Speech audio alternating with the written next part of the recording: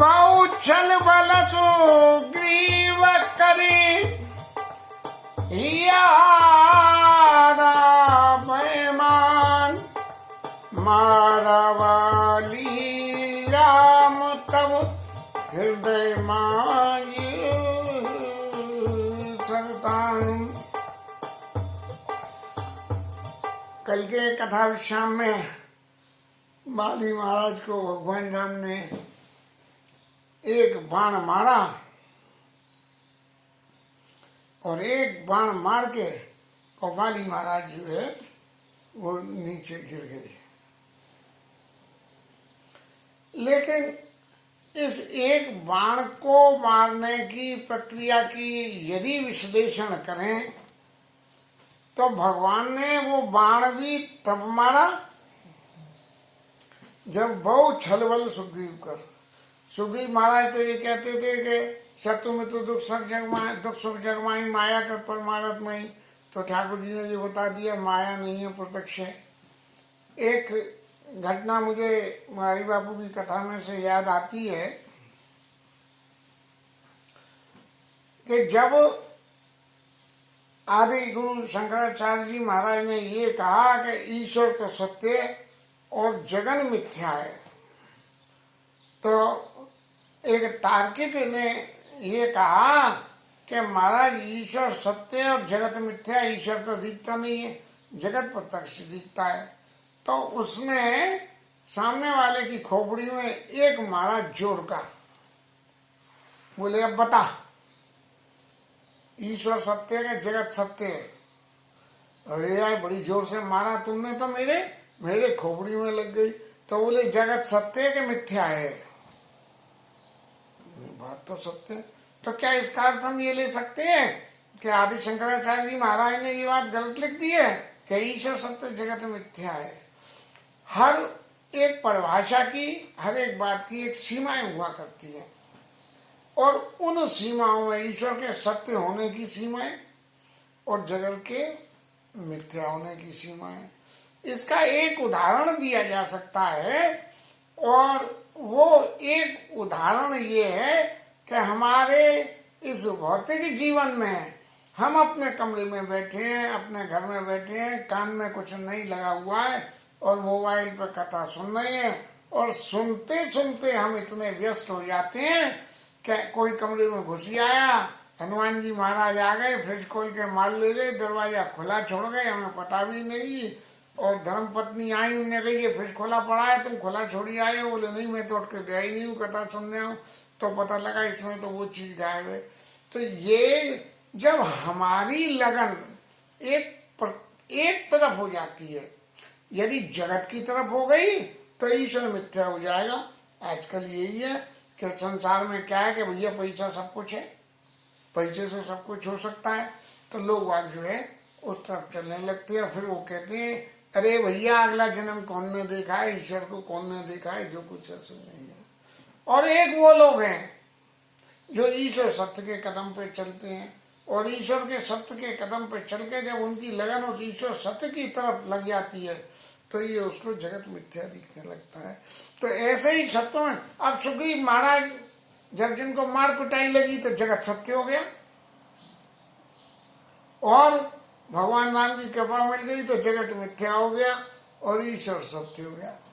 ये ऐसी स्थिति सत्य और मिथ्या की जो गणित है, ये गणित भी समय समय के हिसाब से भेद बुद्धि से ये समझना पड़ता है कि वास्तव में जो हमारी बुद्धि सोच रही है वो सही है क्या गलत है। बुद्धि हमेशा लोग के वशीभूत। हमारा जहाँ हित दिख रहा है, सुग्रीव महाराज को दिखा कि बाली बदब इन भई पड़ती थी तो बोले कि जगत मिथ्या है। और जहाँ पड़ा जोड़ का मुटका एक क्या एक मुक्का बाली का पड़ा और पड़ते ही जो मैं जो कहा रघुवीर के वाला बंधु न होई मोरिया काला, या तू तो कह रहा है कि जगत मिथ्या है, और जगत मिथ्या है तो ये मुक्का पड़ा तो ये कहाँ पड़ गया, इस मिथ्या में पड़ गया, और मिथ्या में पड़ गया तो पता कैसे लग गई। तो ये बुद्धि की जो बुद्धि को अपने व्यवहार जीवन में उतारने की जो बात है वो हमेशा अपने स्वार्थ के लिए करती है। लेकिन यदि जीवन में विवेक हम जागृत रखें तो विवेक बुद्धि के लोभ को दाब के अपने नीचे रख लेता है। हालांकि वो लोभ कभी खत्म नहीं हो पाता, चाहे कोई कितना संन्यास ले ले, गृहस्थी से संन्यास ले ले, संसार से संन्यास ले ले, फिर भी बुद्धि में कहीं ना कहीं कोई न लोभ की कामना होती है। तो जहाँ तक मैंने सुना है संत लोग सब ऐसा कहते हैं कि ये लोभ जो है ये मारे नहीं मरेगा, मारे लोभ नहीं मरेगा। जब मरेगा नहीं तो लोभ मुक्त कैसे होंगे। तो लोभ मुक्त होने का एक ही कारण है कि इस लोभ को भगवान के चरणों में अर्पण कर दो कि महाराज।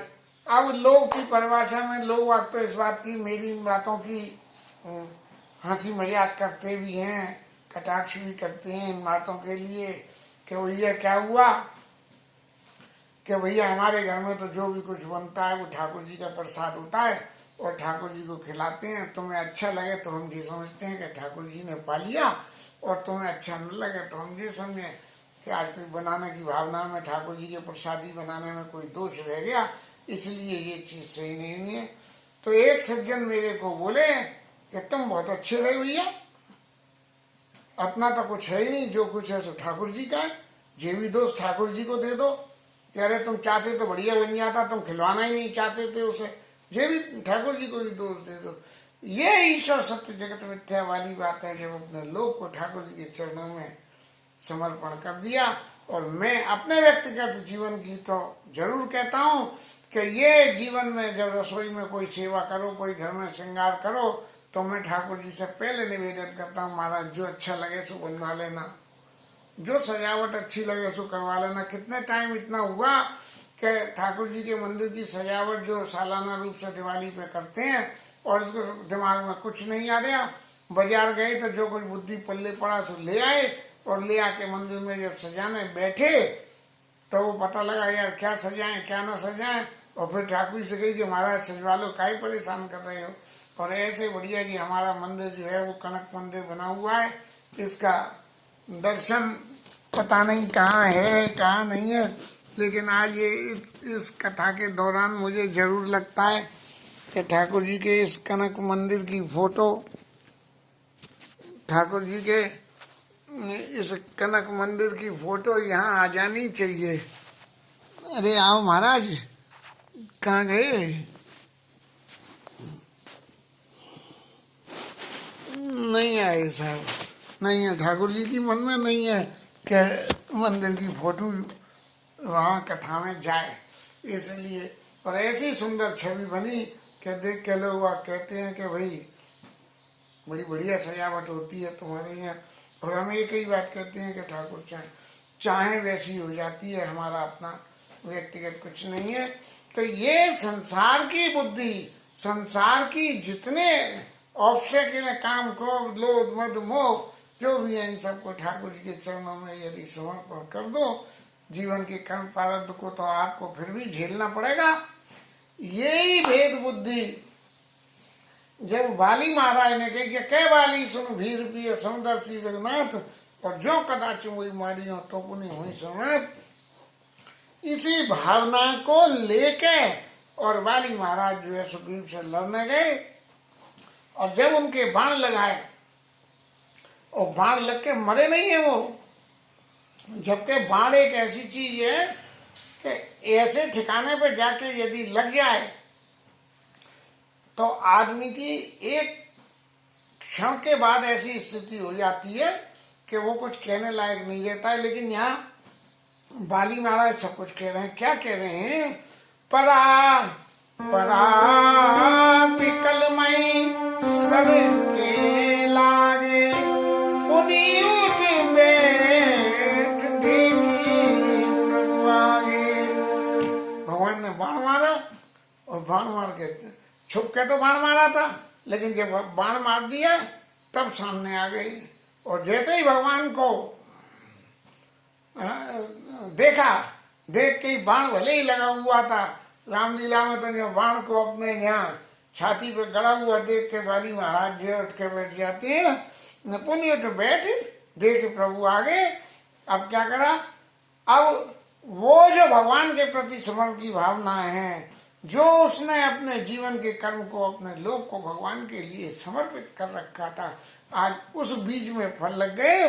और श्याम गात सिर जटा बनाए, अरुण नयन सर चाप चढ़ाए। भगवान के नेत्र भी लाल थे और श्यामल गात था और जटाओं का मुकुट उनके बना हुआ था, है। और अरुण चाप सर, अरुण नयन सर चाप चढ़ाए। ये भगवान ने जो बाण चलाया था, इसके सबूत में अरुण नयन सर चाप चढ़ाए, उसको यूं चढ़ाते हुए आए हैं कि कहीं ऐसा तो नहीं है बाली महाराज की फिर मती पलट जाए और मेरे ऊपर हमला कर दें, तो इसलिए चाप और धनुष चढ़ा के आए हैं। पुनि पुनि चिताई चरण चिता दीन। बस भगवान की उस छवि को देखते हुए बाली महाराज ने उनके भगवान के चरणों में अपने मन को समर्पित कर दिया। और सुफल जन्म माना प्रभु चीन। और तुरंत उनके मन में ये बात आ गई कि देखो मेरा जन्म तो सफल हो गया, क्योंकि मैंने भगवान को ही पहचान लिया कि कहवाली सुनो वीर प्रिय सुंदर श्री रघुनाथ, मैंने माना था वो सच्चा था, इसलिए मेरा जन्म तो सफल हो गया। हृदय प्रीति मुख बटन कठोरा, बोला चितई राम की ओर। भगवान राम से कह रहे हैं कि आप धर्म के हेतु अवतार हुआ था, लेकिन मुझे व्याध की तरह से मारा। लेकिन भगवान ये शिक्षा देते हैं बाली को, अनुज वधु भगनी सुत नारी सुनसठ कन्या समयचारी, इन्हीं कुदस बिलो की जोई ताई बधी पशु का पाप न होई। और मूल तो यत से अभिमाना नार सिखावन करे न काना, मामा मुझे वाला आश्रित दे जानी मारा चरण से कदम अभिमानी। मेरी आश्रित जान के भी मारना चाहते न, कहने इतना भयंकर ये पाप कर दिया इसलिए। और दूसरा पाप ये था कि अनुज वधु भगनी सुत नारी, तो इसलिए मेरे को तेरे को मारना पड़ा।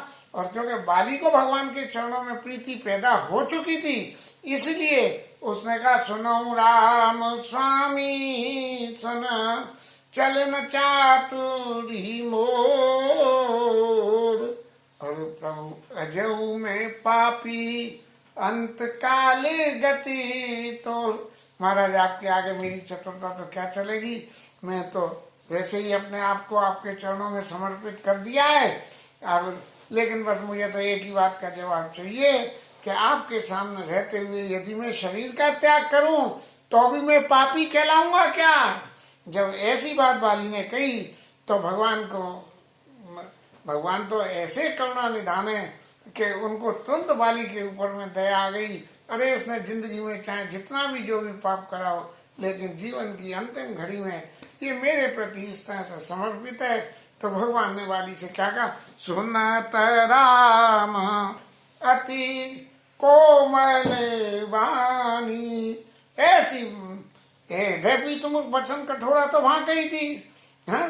लेकिन जब उसने एक शब्द ये जोड़ दिया कि प्रभु जाऊं मैं पापी अंतकाल गति तोड़, तब जो है भगवान को अपने चाप धनुष को हटा के और बाली शीश पर सानी पानी अपने हाथ से बाली के सिर को छुआ। लेकिन ठाकुर जी जब जीव को जीवन बंधन के मरण से मुक्त करना चाहते हैं तो उसके कर्म प्रारंभ को पूरी तरह से काट देते हैं। लेकिन यदि जीव के अंतिम समय में भी जीवन में हो कि मैंने ऐसा करा, मैंने ऐसा करा, मैंने ऐसा करा, मैंने ये करा, इस तरह की होती है, जब चित्त में ऐसा अभिमान बैठा रह जाता है तो शायद बाली के मन में भी कुछ थोड़ा सा रह गया होगा। तो भगवान ने जो है बाली से अचल करो तन राखौ प्राणा। अरे बाली तुझे मैं बहुत लगती है, तो ऐसा कर, ये तेरा शरीर ही सब कुछ है ना, मन और आत्मा तो कुछ भी नहीं है, तो मैं शरीर को अचल कर देता हूँ, जो शरीर कहीं नहीं जाएगा और तू रह नहीं। अचल करऊं तन राखऊ प्राणा, और बाली कहा सुन कपा निधान। अब बाली महाराज की जो कर्री वाणी थी वो तो खत्म हो गई और वो विनम्रता वाली में आ गई। बाली कहा सुन हे कपा निधान, आपने ऐसी कृपा करी कि मेरे सिर पे हाथ फेरा है। तो बाली कहा सुन कपा निधाना, जन्म जन्म मुनि जतन कराई, अंत राम कई आवत नाई। अरे महाराज जन्म जन्म मुनि यत्न करते रहते हैं कि भाई ये भगवान के नाम को जपते रहोगे, जीवन के अंतिम क्षण में भगवान का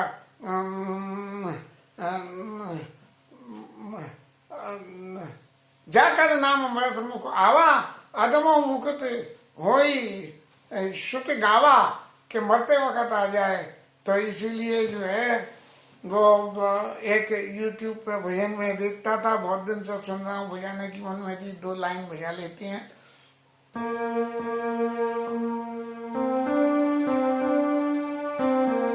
सांसों का क्या भरोसा, सांसों का क्या भरोसा, रुक जाए चलते चलते,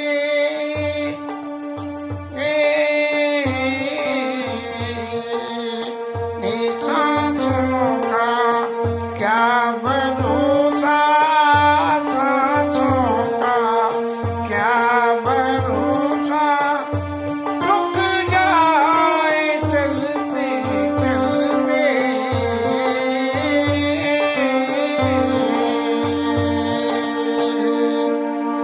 जन्म जन्म मुनि चरण कहाई, और अंत राम कहीं आवत नहीं। और जासु नाम बल शंकर काशी, देत सवही समा गति अविनाशी। अरे जिसके नाम के बल पर शंकर जी महाराज काशी में लोगों को गति देते हैं, ऐसे प्रभु भगवान श्री राम मम लोचन गोचर सोई आगे,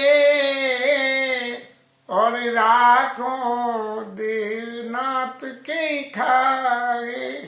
अरे जिसके लिए जन्म जन्मांतर जन्मांतर भगवान का भजन हो, भगवान का भजन हो, भगवान का भजन हो, ऐसी कामना को लेकर करते हैं, आज वही मेरी आंखों के सामने है। तो फिर महाराज मैं इस शरीर को रखे मैं क्या करूँगा। और ऐसा कह के गोस्वामी जी आगे की लाइन में एक छंद लिखते हैं, इसको बजा के गा देते हैं।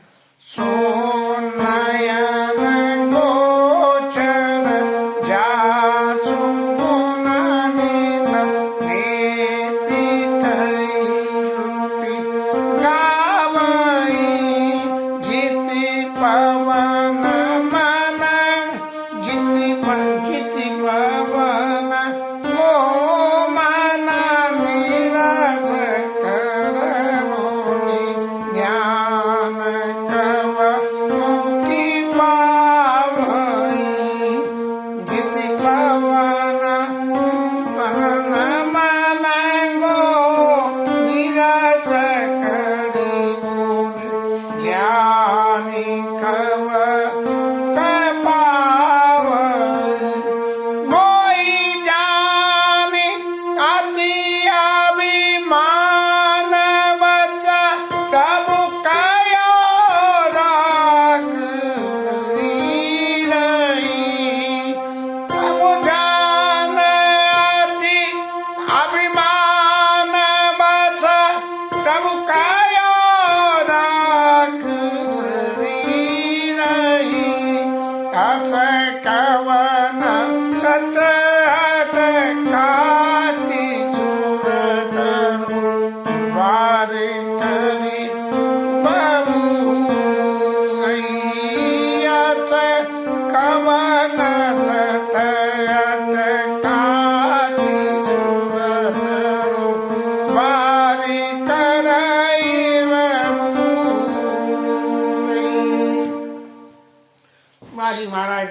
हैं कि ऐसे भगवान सो नयन गोचर जात मुख निश्चित के कई श्रुतियां जिसके गुणों का वर्णन करते हैं लेकिन पा नहीं पाते हैं। और जित पवन मन को निरस कर मन ने सब अपनी श्वास को प्राण अपान सबको संयम करने के बाद भी ऋषि मुनि जिनको नहीं पा पाते हैं ऐसे भगवान मेरे आगे खड़े हुए हैं। ऐसे मोहि जान आते अभिमान बस प्रभु कहो रागे सभी। मेरे अभिमान को देखते हुए भगवान ने कहा कि मैं शरीर तुम्हारा चल कर दूंगा, शरीर को रख लो और फिर शरीर से सब काम करना और फिर देखना क्या होता है। कि श्रुति कहती है वो बात सही है, या जो है जो मैंने कही है वो वादा अच्छा कबर सट काट सोर बार करो। अरे महाराज ऐसा कौन सा मूर्ख होगा जो कल्प वृक्ष को अपने आंगन में से काट के और बबूल के पेड़ को लगाएगा। अब वाली महाराज ने अपना जीवन तो सफल कर लिया भगवान की वंदना प्रार्थना करके और फिर अपने पुत्र अंगद को बुला के अवनाथ करी करुणा बिलोकऊ। भगवान जब हमारे ऊपर दया कृपावान हो जाए और दयावान हो जाए तो ऐसे में ये जीव इतना सयाना है कि तुरंत ही भगवान से भजन नहीं मांगता है और फिर संसार की तरफ चला जाता है। कैसे ये तनय मामा समा, ये मेरा पुत्र मेरे समान है। काय बात में कुछ एक अब बात छोड़ के विनय बल, विनयशील है और बल में भी है, दो बातों में, विनय में और बल में, अभिमान में नहीं है। यह तनय मामा समा, मेरे समान विनय है इसमें और बल है। कल्याण प्रद प्रभु लीजिए, आप तुम्हारा सबको कल्याण देने वाले हो। कल्याण प्रद प्रभु लीजिए और गई बाह सुर नर नार आपन दास अंगद कीजिए। इस अंगद को अपना दास कर दीजिए और हाथ पकड़ के मेरे सामने ले लीजिए। एक पिता की सबसे बड़ी जो इच्छा होती है कि उसकी संतति एक ऐसी निश्चिंत अवस्था में पहुंच जाए। ऐसे बाली ने अपना जीवन सुधारने के बावजूद भी अपने पुत्र अंगद का जीवन सुधारने के लिए और उन्होंने अंगद को भगवान राम की शरण में दे दिया। एक लीला जो कवि गोविंद प्रेरणा से दिमाग में आई थी कि जिस वक्त राज्याभिषेक हो गया, राज्याभिषेक होने के बाद में भगवान ने अंगद को भी विदा कर दिया और अंगद ने ये कहा कि मरती बेर नाथ मोई बाली गए तुम्हारे काछे गाली और असरन सन बिरद संभारी और मोई जन चनु भगत वेयारी। लेकिन भगवान राम ने उसकी बात को अनसुना साई करके और बहुत प्रकार से उसे समझा के और फिर उसको जो है वापिस किष्किंधा में भेज दिया है। अभी व्याख्या इसकी बहुत लंबी है, ये राम राज्याभिषेक के समय में करेंगे। ये गोविंद प्रेरणा से मेरी अपनी कुछ मति फिरी थी कि जो इसका अर्थ मैंने जब मैं कथा नहीं करता था उससे पहले भी मैं निकला था। राम चरण दृढ़ प्रीति कर बालकीन तन त्याग सुमन माल जिमि कंठ ते गिरत न जानै नाल। भगवान राम के चरणों में प्रीति को मजबूत करके और बाली ने अपने शरीर को त्याग कर दिया। कैसे कि सुमन माल, सांप की बाहरी आउटर स्कल जो उसके ऊपर कैंचुकी चढ़ी होती है वो इतनी हार्ड होती है कि उसमें सेंसेशन नहीं होता है उसमें। तो सुमन माल जिमि कंठ ते गिरत न जानै नाल, ऐसे बाली ने भगवान के चरणों में चित्त इतना समर्पण कर दिया जैसे कि सर्वंग ऋषि ने किया। ऐसे करके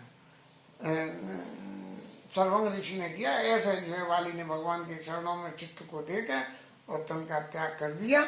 आज की कथा विश्राम, हरि नाम कीर्तन।